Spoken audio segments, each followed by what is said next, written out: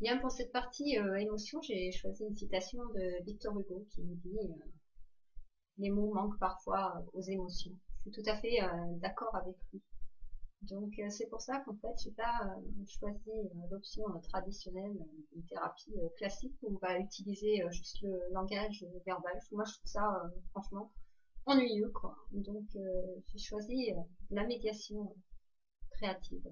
Voilà, c'est un outil ludique en fait où on peut s'amuser et on peut résoudre les conflits, notamment concernant les émotions négatives qui prennent beaucoup de place dans notre esprit.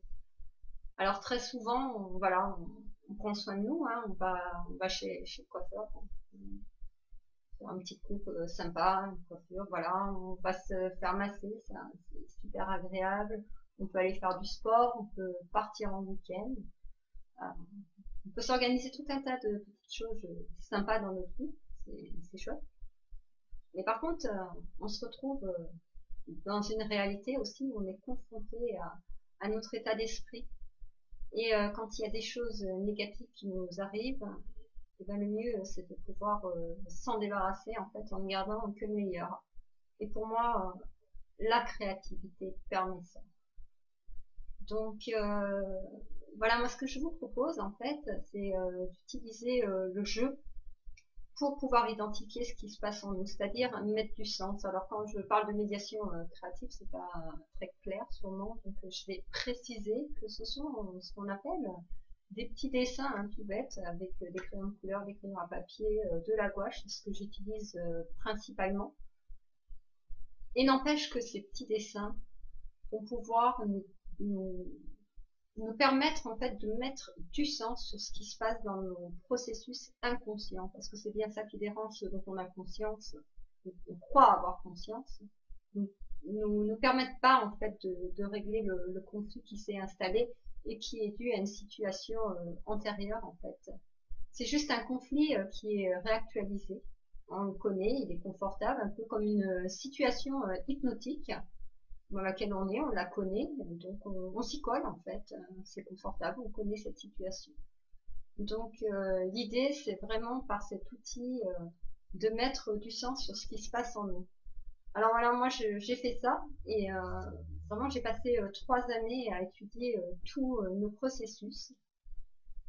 J'ai lu beaucoup, j'ai appliqué beaucoup et j'ai pratiqué beaucoup. Et en pratiquant beaucoup, je me suis débarrassée de beaucoup de choses qui m'encombraient en fait. Ce qui a permis donc de développer tout mon potentiel créatif pour ce qui est des meilleures choses en fait. Donc ce que je pourrais vous dire, c'est qu'en tout cas, pendant près de plus de 40 ans, j'avais le rhume des foins.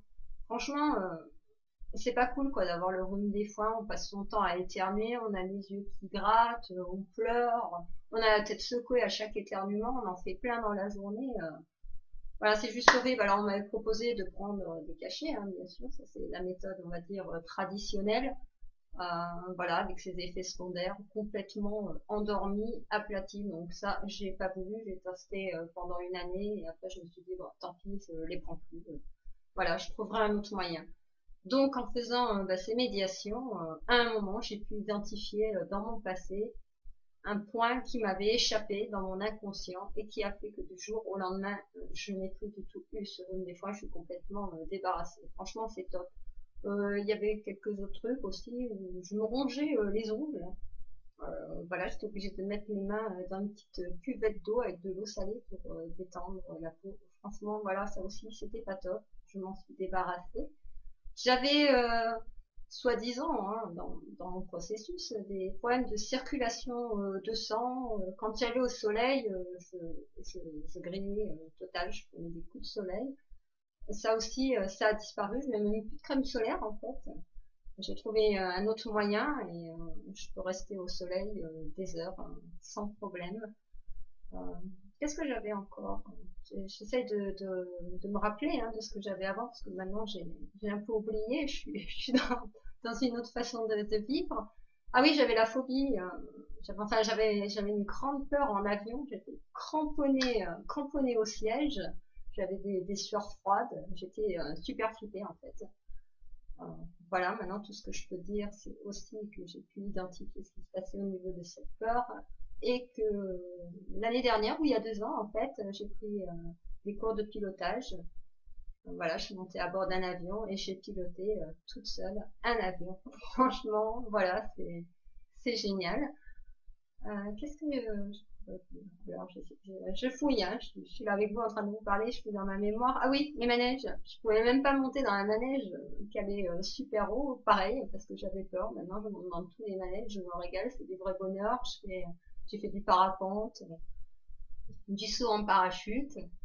Enfin voilà, toutes ces choses qui sont dans les airs et qui ne me font plus aucune peur. Mais c'est un vrai plaisir, un vrai bonheur de pouvoir goûter à tout ça. Qu'est-ce que j'ai eu encore? Ah oui, alors j'ai eu un truc aussi, c'était pas mal d'années de ça aussi. J'ai pris des maux de tête incroyables du matin au soir. Franchement, c'était horrible d'avoir mal à la tête. Vraiment horrible. Donc je suis allée chez le médecin. Voilà, pareil, on m'a proposé de prendre des médicaments. J'ai acheté la boîte, j'ai regardé la notice, j'ai vu tous les effets secondaires. Je me suis dit c'est pas possible que j'avale ça et d'avoir tous ces effets secondaires pour soi-disant résoudre un problème en amont, ce mal de tête. Donc j'ai jeté la boîte et je me suis dit que j'allais trouver un autre moyen. Et pareil, effectivement, quand j'ai commencé ces médiations, j'ai identifié pourquoi j'avais mal à la tête et mes maux de tête ont disparu quasiment instantanément. Donc voilà, moi je suis débarrassée de plein de choses. Maintenant, quand mon corps me parle, m'indique quelque chose sur moi physiquement que je peux voir, je peux agir directement et ne plus rien avoir en fait. Ça me met en état d'alerte. Donc voilà, vraiment la médiation créatrice est un super outil.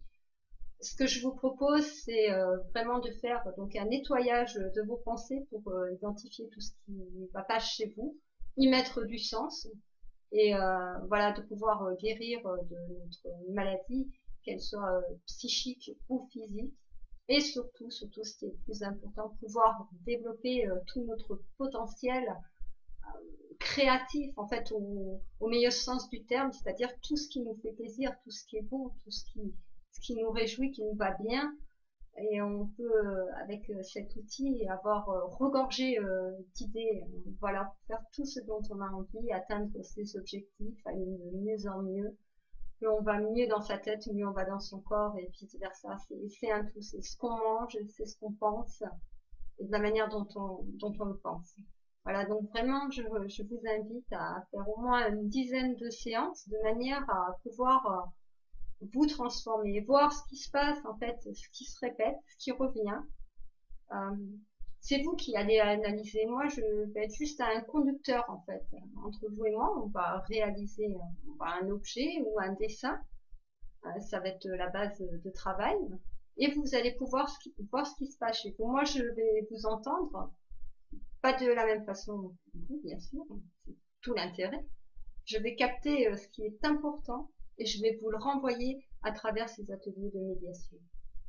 De façon à ce que vous puissiez vous identifier ce qui se passe, vous y mettre du sens et pouvoir passer à autre chose. Au bout de quelques séances, vous aurez identifié ce qui revient fréquemment, ce qui vous permettra de passer dans un nouveau processus de transformation et de changer chez vous cet état en fait.